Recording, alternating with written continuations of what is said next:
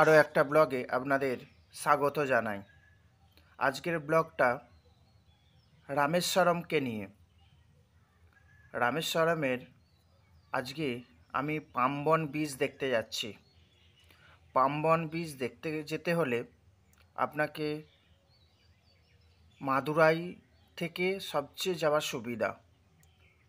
আপনি মাদুরাই থেকে সড়ক পথে যেতে পারেন, ট্রেন পথেও যেতে পারেন। আমরা এখানের ট্যুরিস্ট বাসে করে রামেশ্বরম চলেছি। উত্তরে বদ্রীনাথ, পূর্বে জগন্নাথ, পশ্চিমে দ্বারকানাথ, দক্ষিণে রামেশ্বরম। চারধাম অর্থাৎ চারটি আবাসস্থল। এগুলি হিন্দু ধর্মের চারটি সবচেয়ে গুরুত্বপূর্ণ তীর্থস্থানের মধ্যে পড়ে। যদিও সমস্ত হিন্দুদের অনুসরণ করার জন্য কোনো নির্দিষ্ট নিয়ম নেই, বেশিরভাগ ধর্মীয় হিন্দু তাদের জীবদ্দশায় এই মন্দিরগুলি পরিদর্শন করতে চান। যদিও এই তিনটি মন্দির ভগবান বিষ্ণুর উদ্দেশ্যে নিবেদিত, রামেশ্বরমই একমাত্র ভগবান শিবের উদ্দেশ্যে নিবেদিত। তাই চারধাম তীর্থযাত্রার মধ্যে এটি একটি বিশেষ তাৎপর্যপূর্ণ রয়েছে।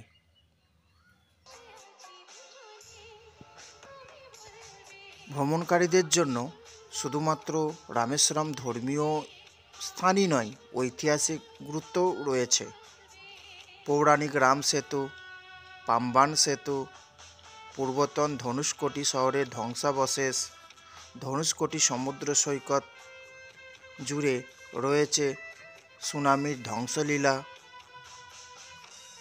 দীর্ঘ উপকূল রেখা, মাছ ধরার গ্রামগুলির সাথে রামেশ্বরমের প্রকৃতি কীভাবে সুন্দরভাবে জড়িয়ে আছে সেইগুলো দেখা।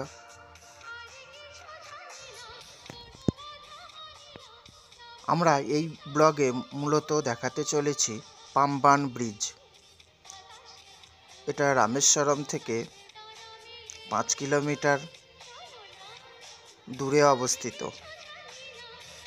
এবং মাদুরাই শহর থেকে 180 কিলোমিটার দূরত্বে রয়েছে। আমরা যাত্রা শুরু করলাম মাদুরাই থেকে। সেখান থেকে আমরা প্রথমে পাম্বান ব্রিজ দেখব। ভারতের অন্যতম একটা সেরা ইঞ্জিনিয়ারিং টেকনোলজির উদাহরণ হলো রামেশ্বরমের পাম্বান রেল সেতু, যা রামেশ্বরম দ্বীপকে মূল ভারতীয় ভূখণ্ডের সঙ্গে যুক্ত করেছে। পাম্বান সেতুটি ভারতের সমুদ্রের ওপর নির্মিত প্রথম সেতু হিসাবে ঐতিহাসিক তাৎপর্য বহন করে। 1870-এর দশকে ব্রিটিশ সরকার শ্রীলঙ্কার সাথে বাণিজ্য যোগাযোগ সম্প্রসারণের সিদ্ধান্ত নেওয়ার পর থেকে পাম্বান রেল সেতু নির্মাণের প্রচেষ্টা শুরু হয়, যা প্রায় 2.2 কিলোমিটার দীর্ঘ, 143টি স্তম্ভ বিশিষ্ট একটি ব্রিজ, যেটা 1914 সালে চালু করা হয়। মুম্বাইয়ের বান্দ্রা ওয়ারলি সমুদ্র সংযোগের পরে এটি ভারতের দ্বিতীয় দীর্ঘতম সমুদ্র সেতু। পাম্বান রেল সেতুটি লিফটের সাহায্যে ওঠানামা করে, যা 90 ডিগ্রি কোণে উপরের দিকে খোলে। ট্রেন ভ্রমণের সময় পাম্বান সেতুটি সর্বদা বিস্ময় জাগায় দর্শকদের। 1988 সাল পর্যন্ত রামেশ্বরম এবং মূল ভূখণ্ডের মধ্যে একমাত্র সংযোগকারী ছিল এই সেতু, যার পরে এর সমান্তরালে একটি সড়ক সেতুও নির্মাণ করা হয়েছে। আমরা যেখানটায় দাঁড়িয়ে আছি সড়কের ওপর, দুই দিকে দুটি প্রান্ত, মাঝে অতল সমুদ্র। আগে তাও ট্রেন চলতো, কিন্তু কয়েক বছর ধরে সেটাও বন্ধ হয়েছিল, তাই যাতায়াতের পথটাও যেন বড়ই জটিল হয়েছিল রামেশ্বরম ও মণ্ডপমের বাসিন্দাদের জন্য। भैया सुन लो, बात सुन लो। ये गाड़ी खड़ा है ना, इसका नाम है इंदिरा गांधी ब्रिज है। इंदिरा गांधी अम्मा बनाया, राजीव गांधी ओपन किया। समुद्र के ऊपर 3.25 किलोमीटर लंबा है। आपका लेफ्ट हैंड जो सामने दिखाता है वही बामबन ब्रिज है। बड़ा बड़ा जहाज है ना, दोनों साइड ओपन था, उसमें ट्रेन भी चलता, ट्रेन नहीं है।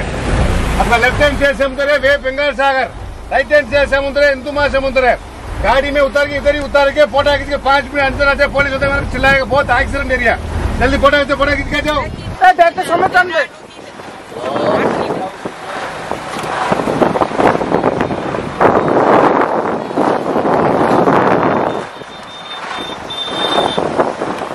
একটা ট্রেন এলো এই সময়। হ্যাঁ একশো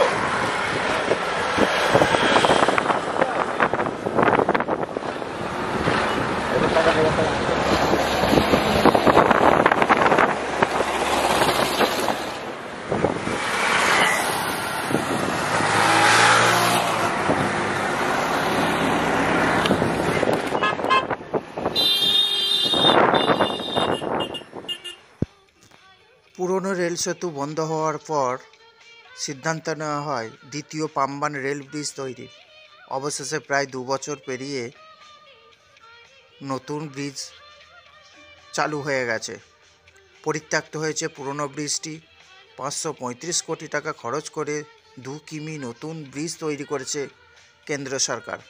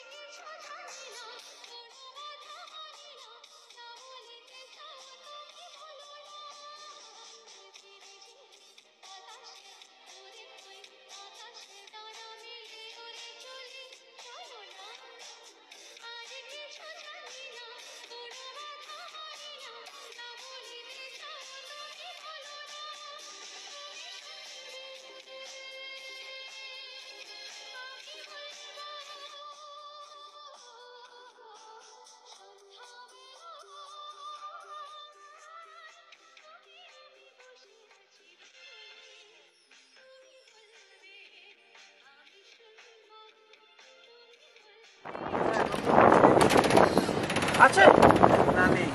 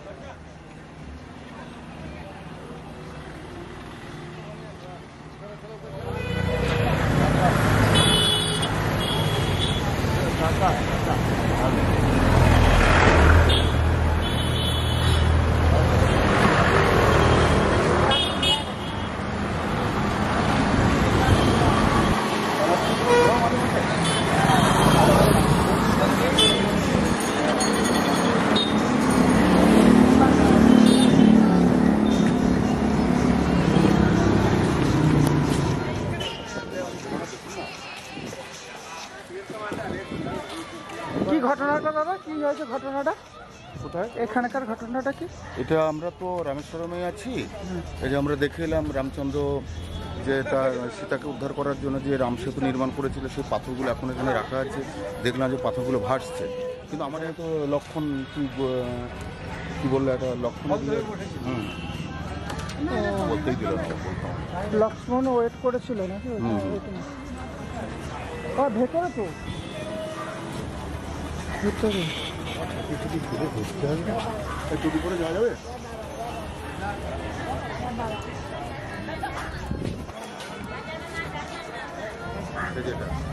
লক্ষণ কুণ্ড, লক্ষ্মণ কুণ্ড। কুণ্ড নিয়ে বসেছিল নাকি? এ বাবা, এই যে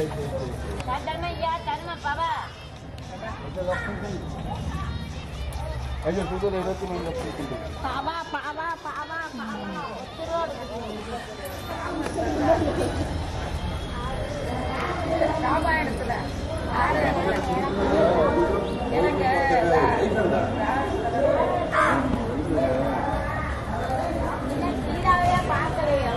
ये कौन था?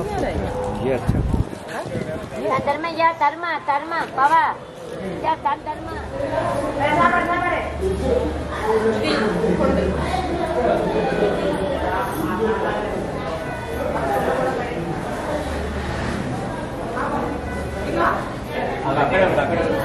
అక్కడే ఉండు ఇక్కడికి లేవాడు ఇక్కడ నిలబడ